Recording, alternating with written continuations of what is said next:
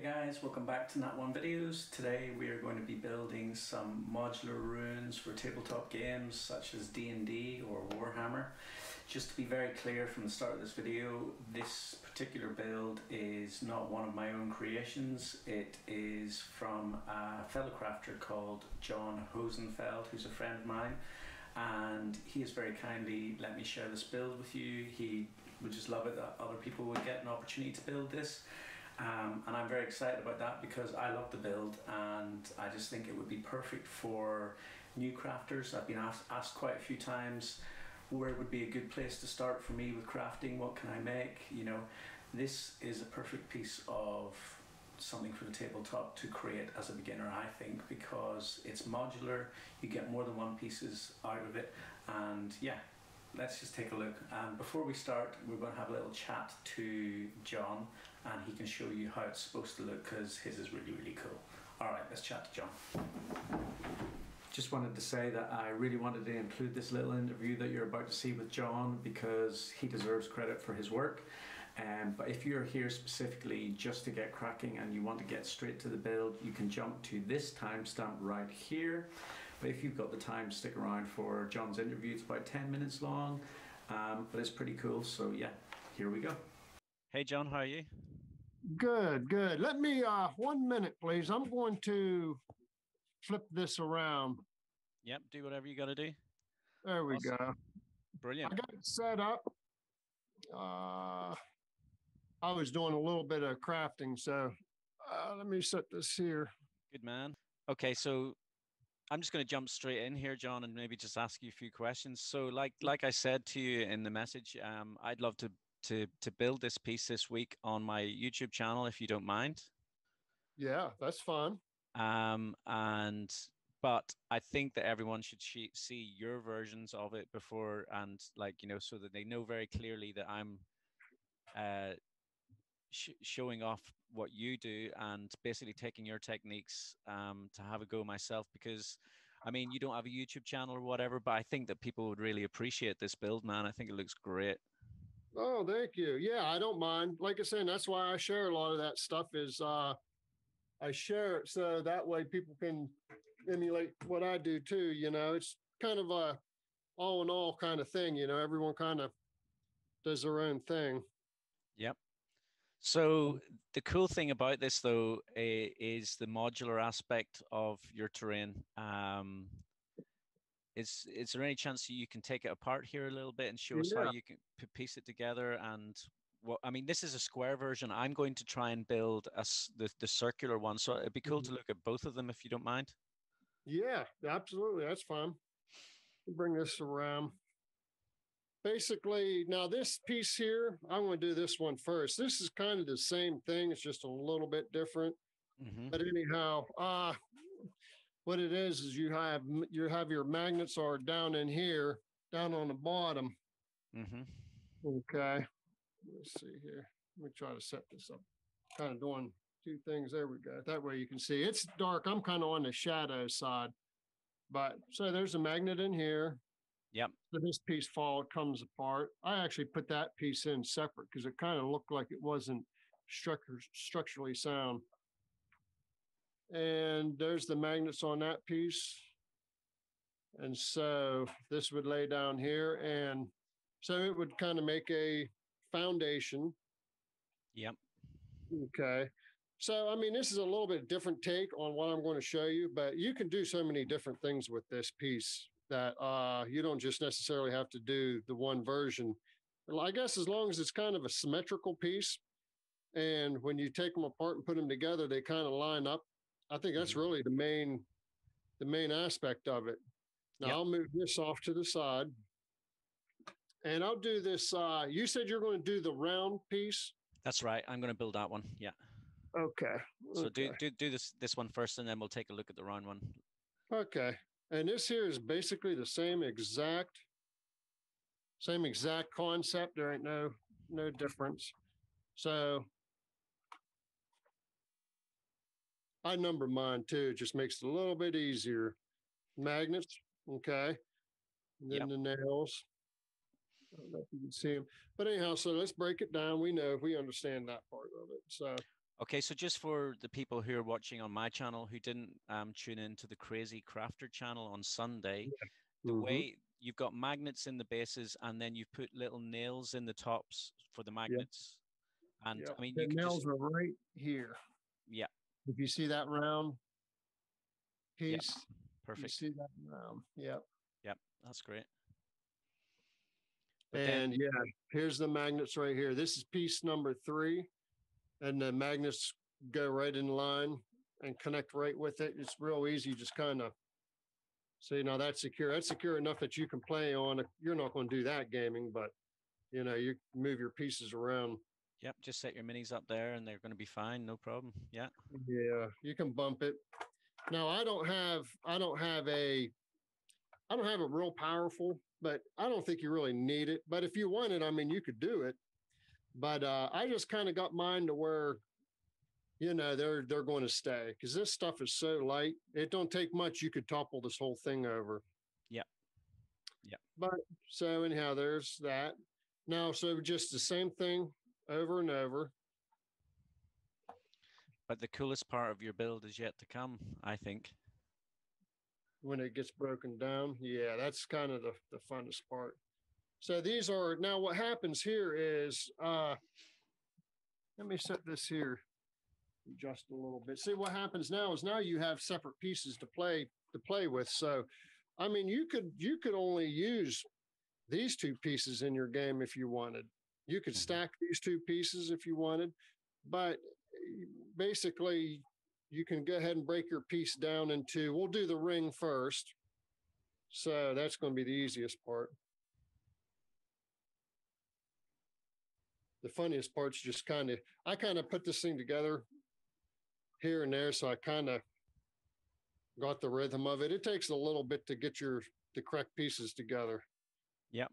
That looks awesome. I mean, automatically you can just see it coming together and you just go, no, that is cool. You've got a modular tower and straight away some kind of courtyard or an arena kind of thing. Yeah. Yeah. When I first built this piece was going to be more of a arena, but then I went ahead and cut it. I was going to just build just the arena, and I thought, man, oh man, you know what I mean? And then that's it, plus storage, and then I don't know, it was just kind of stale, you know. And then I thought, well, if I would go ahead and cut these pieces, it'd make it easier to store for one, like that. But Brilliant. also, there's so much you can do. And then once I started playing with it, I realized, I mean, you can set your pieces, you can set pieces inside of pieces, you know. So it's a pretty cool build. But then what's nice about it too is, like I said, you can start breaking your pieces apart, which I have magnets to keep this together, to keep this locked. That way people, you know, bumping it and stuff. Like, again, these ain't super, super strong, but for a tabletop, they're fine. So they're not moving anywhere. They're not flipping on you. You know, I can kind of bump it around, but then I can break it apart really easy. So I can kind of start separating the piece. And from here, it's just whatever your imagination wants. You just basically, you're going to play your positive spaces and your negative spaces. These would work real good with game mats. It could be lava. It could be water. Maybe this is a bog or a marsh. It could be islands, but you could do a lot of game mechanics on it too. They may have to solve a puzzle to get these pieces to come back together to where they can come over. I mean, it's just whatever. Or it could split apart on you. Say this could be a enemy. This could be like a dragon or something in here. Maybe this will start to split on you. That's really cool. Yeah, I love that idea too. So, I mean, the thing I love about this little build is it's not overly complicated, but it is so versatile. You can use it for lots of different things. I've been getting asked quite a lot on my YouTube channel by people who've never crafted before or very new crafters, like, where should I start? What should I do? And I just think that this sort of a build is a great place for people who are new to crafting. It's not too complicated, but really useful. You know what I mean? Mm-hmm. Yeah. That's what's nice about it is you get, you know, for someone that just started, you're going to get how many different pieces with this piece when you build it, you know. Yeah, it's basically, you're only limited by your imagination, I guess. Yeah, yeah. you know, so you're going to get however many pieces. And then what's nice too, what I realized is using this, which I didn't get this painted yet, someday I will. But anyhow, using this with this, man, you could do all kinds of stuff with it. I mean, it's, again, you can just really start to build out, and you're only talking 2 projects, and you can fill a 4 foot by 4 foot gaming mat very easy with just these pieces. Throw a couple of these little island pieces in with it, maybe, you know what I mean? And you can fill up easy a 4 by 4 if you're playing in frost grave or anything. This is kind of a real frost grave. I know I don't have the ice or snow or nothing, but well, it just wouldn't be hard to add any of that in. I mean, that's the thing, is that, you know, I guess whenever I build mine, it's going to look different to yours. It's going to be the same concept, but yeah. Do you mind if we just, I'm going to like probably keep this pretty brief, because I'm going to put this at the beginning of my video on YouTube. Yeah. But if we can take a look at the circular one, because that's the one I'm going to try and attempt to do. So this here will be the piece that you're going to do. And I know it's going to be awesome. So, and it's the same exact thing, you know. Now, when you do, I suggest when you do this is take a look in there, make sure your miniatures are going to fit in there. Make sure your minis kind of slide in here. Yeah. Maybe even if you're wanting taller minis, you know, just kind of check it out, make sure that they fit in there, which these do. They fit in there just fine. But this piece over here, that piece, the square one, I should have built it 1 chord higher. It's a bit this shorter. One here, yeah, I should have built the block wall higher. These are the same thickness as the ones over there, but anyhow, I should have went 1 more chord. But like I say, that was kind of more of an experiment type deal. But yeah, definitely when you do it, yeah, make sure all your minis, if you want big minis in there, make sure your wall's high enough. You know, I made that mistake with the other one. That's just why I'm telling you that. I was going through one of the sites one time, and and we used to do magnets a lot in Warhammer figures for loadouts and things like that. That way you don't have to buy sets. You basically just change the magnets out and change your guns, things like that. Well, anyhow, so magnets I've used them before, but anyhow, I was going through one time and someone was using magnets on, I can't remember who it was on, I think the Dungeon Craft. And anyhow, someone had the magnets, and I said, boy, that's a good idea. And I kept on scrolling, thinking the magnets, hey, you know what I mean? Like, why not? But then I was thinking about it, and I was like, and when I was doing that build, I said, you know, I'm going to use magnets. That's when I wound up tearing the whole thing apart, ripping it apart and stuff. So, I mean, I went off of what other people do too. We all kind of play off each other, and yep, you know what I mean? It's kind of the name of the game. It's the best part of this community, man, is it's just like once an idea it's out there, everyone uses it, and then they develop it, and then someone else uses it, and you know, it just evolves constantly. It's great.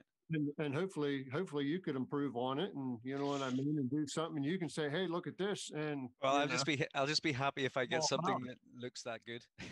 Oh, it'll be fine. It'll be awesome. I know it. Okay, well, I'm not going to keep you for any more time, to be honest. I'm going to, like, you've given me loads of information there about the build. People can check it out, and yeah, now I'm going to just go and try and build one myself, and hopefully I do it justice. So thank you. I guarantee you. Thank you so much, man, for helping me out. So yeah, I will chat to you on Facebook soon. Okay, sounds good. I'm looking forward to it. Cool. Nice one, John. I'll let you know when the video goes live. Yeah, that'd be awesome. All right. Cheers, mate. Thank you so much. Okay. Thank you. Bye. Okay, some pretty cool tips there from John. Let's get cracking with this build. So, as I said in that little interview with John, I am going to be going for the circular tower, and this is my circle of XPS foam, which, as it happens, is 28 centimeters wide. And the reason why it's 28 centimeters wide is because my dinner plates are 28 centimeters wide. I just drew around a dinner plate. So the first thing I've already done, I'm not sure if you can see that, I have textured the surface, and the way that I've done the texturing on the surface is the classic trick of tin foil. etc. So I've skipped that whole time lapse just so we can get cracking with the build. The next thing that we're going to need to do is to carve up lots of bricks. When it comes to carving the shape of your bricks, there's no need to copy me or John. If you like a shape, just go for that. Do your own thing with the build.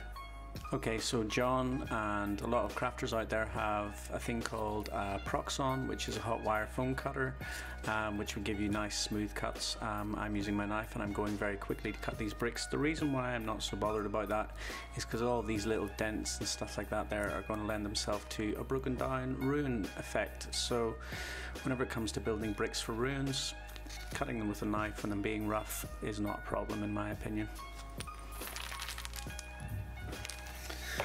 Okay, so I've got all of my bricks. I might need some more, we'll see. And the next thing that I'm going to do is I'm going to texture these bricks. And again, this is another beginner's technique. If you don't know this, you're about to learn a cool tip. If you want to texture your bricks, you can put some rocks in a box or a tin, put all your bricks in together, and then you stick the lid on and you shake it for a couple of minutes and they're going to come out textured. We're back, and as you can see, if I take a few of these out, these bricks are all nicely dented up with some nice brick texture. Okay, let's carry on with the build. Okay, so now we need to sort out our central courtyard area and our 4 separate modular pieces that are going to be able to stack on top of each other. I have drawn this cross in my XPS foam so I can figure out an equal spacing around the edges, okay? And the reason why I'm doing that is because then between these lines I can draw my shape for my central courtyard, and I know that each piece is pretty much the same size so that whenever I stack them they're going to look pretty good together.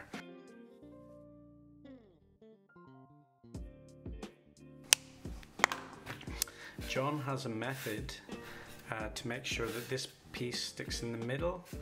I'm going to see, I don't know if I'm going to use his method entirely. I'm going to build something that suits me but using his basic structure techniques. Okay, after a little bit of carving, I have got my 4 individual pieces, as you can see. And what we're going to do now is we're going to do some paving stones in the courtyard and on these side parts. Now, what I realized before, just after I started cutting this, is that I should have done that beforehand, but it's too late for that now, so we're going to just carry on. Again, we're at a part of the build that is down to your own taste entirely. If you like squares, carve squares. If you like rectangles, carve rectangles. Just do what you think looks good. Okay, so I've done once over the whole thing with my knife, just cutting in a little bit, and now I'm going to go around with my pen and widen the grooves, and that'll be my cobblestone effect. So I've gone for a very random kind of stone effect. Do whatever effect you want. You could even do dungeon tile effect with 1-inch squares if you wanted to do it, circular, whatever you want to do. So yeah. Okay, so now that I've got all of my tiles carved out, I'm going to go around with my knife and just pop out some little bits and pieces here and there just to make them look like broken tiles.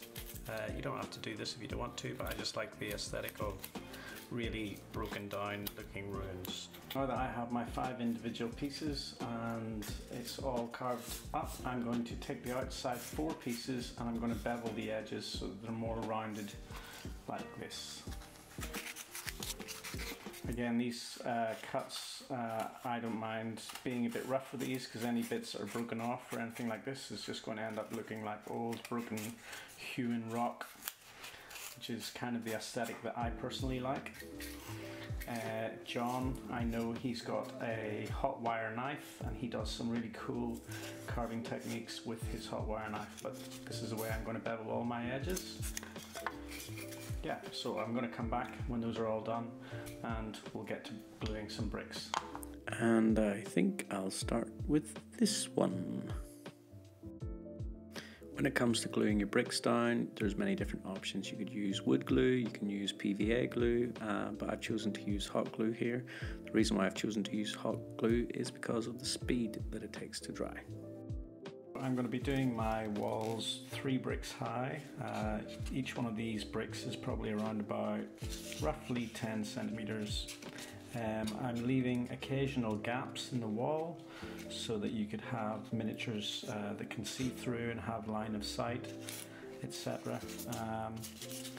Yeah, but it's starting to come together, and right now I have got these thinner bits, little wall toppers that I'm going to put along the top like so. So I'm just going to glue up this one, and I'm not going to do a big time lapse of the whole thing. I'm just going to come back at the end whenever this is all glued up, and we'll be on to the magnet stage. I did a lot of brick building, and as you can see, all of my pieces have got some walls. I've done some various styles of broken downness. This one's not broken down at all, then this one's had a bit of an accident and the walls falling in. And next it's time to move on to adding some magnets. So these magnets are going to not just hold it to the base for when we want to make a modular tower, but also through the base into the base of each one, so that we can stack them on top of each other and it doesn't just blow over whenever someone closes a door. So I've measured 13 centimeters across, and I've also marked out 13 centimeters across on here, so I know that that is going to match up. And yeah, these magnets are 5 millimeters wide by 3 millimeters thick, and I'm going to put one magnet in each base, and then I'm going to double up the magnets. If I can get it off like this. Whoa, they're quite powerful, these little magnets actually, to stick into these parts, because I just want to make it quite strong. So the way I'm going to put my holes in the foam is with my Dremel. I'm just going to drill out some little holes.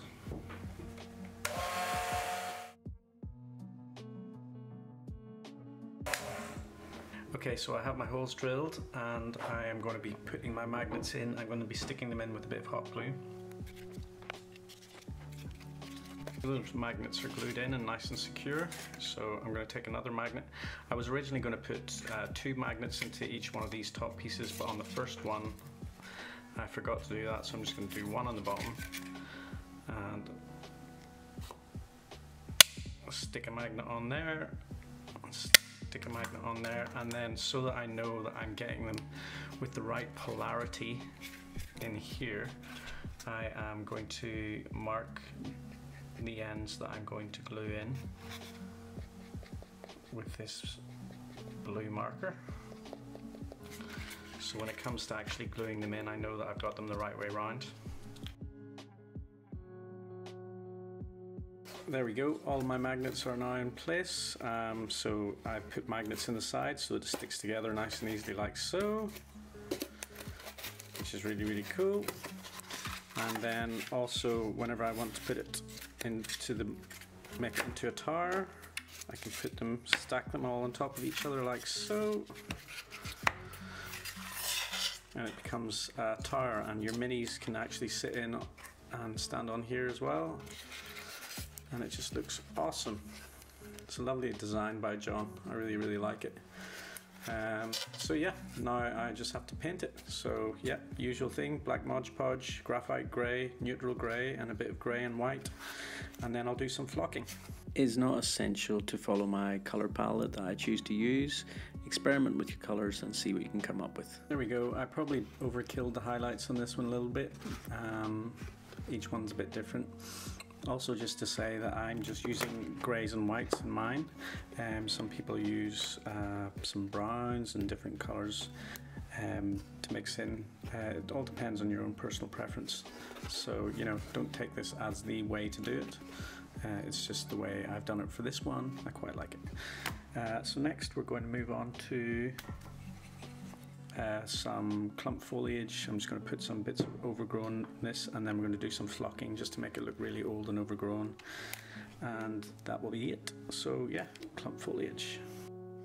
I love adding clump foliage to projects, especially around ruins. It just instantly makes it look old and overgrown. You can make your own clump foliage from some sponge if you blend it up and put some green paint, but I've chosen to buy this flocking because of time issues. I don't know what it looks like on the camera, but in this light this looks awesome.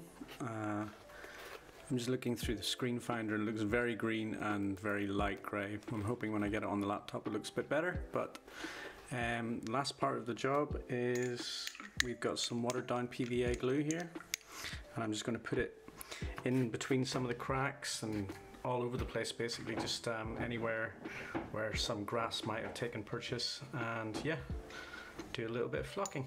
Again, grass flocking is something you can make from hemp string and a bit of green paint if you cut it up, but I bought this again. I'm going to put links to both the grass flocking and the clump foliage in the description below this video, so if you want to buy it you can go and get some yourself. It's really good stuff. And there we go, guys. I kind of rushed it a bit this evening because it's super late and I need to get some sleep, but all the flocking is done, all the clump foliage is done. I've tried to be as random as possible with the flocking, so it's not growing just literally everywhere. But yeah, I quite like it. It looks old and ruined, and the best part about it is that it is also able to turn into a modular tower, which is so cool. And we just stack it up like this. So now you have a totally different sort of game you can play. And it looks great from all the different sides. Oh, obviously you wouldn't be doing this on the tabletop. It should hold though. Yeah, just about. So there you go. This is the modular arena slash broken down wizard's tower, and I'm using the John Hosenfeld technique. Thank you so much, John, for letting me have a go at this project. And yeah, there you go, guys. Really cool little project. I've actually got two.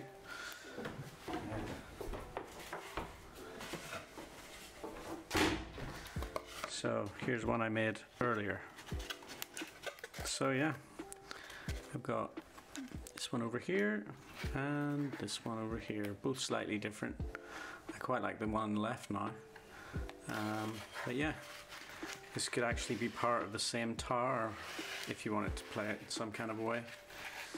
So extremely cool project, guys, extremely easy to do, and don't worry if it breaks, you can just put it back together again with the magnets. So there you go, guys. Modular ruins that can be played either as an arena or as a tower, and it's got magnets so that it all stays together nicely. Just want to say thanks so much to John Hosenfeld for letting me share this with everybody. I wish John had Instagram and YouTube, so I'm encouraging him to try and get that sorted out because he's got some really cool builds. And it would be cool if he could share that with everybody. He does on the Tabletop Crafters Guild, so I'm sure some of you guys have seen his work before. But yeah, thanks, John. If anyone's got any questions about this build, either to me or to John, you can put them in the comments below. Let John know what you think of his design. Yeah, thanks so much, guys, for tuning in. Please subscribe and like as usual, and yeah, see you next time. Bye.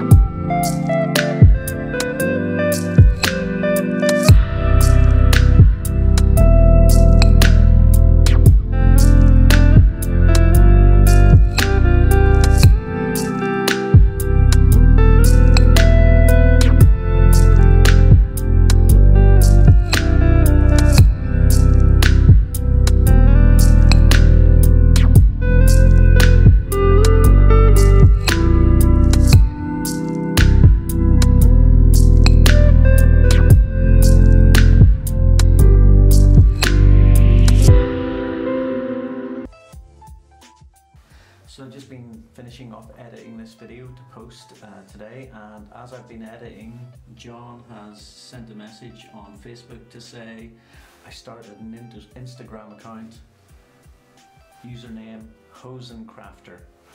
So guys, it would be really cool if you can head over to Instagram and subscribe to Hosencrafter. I'll put a link in the description below, but yeah, let's go support John.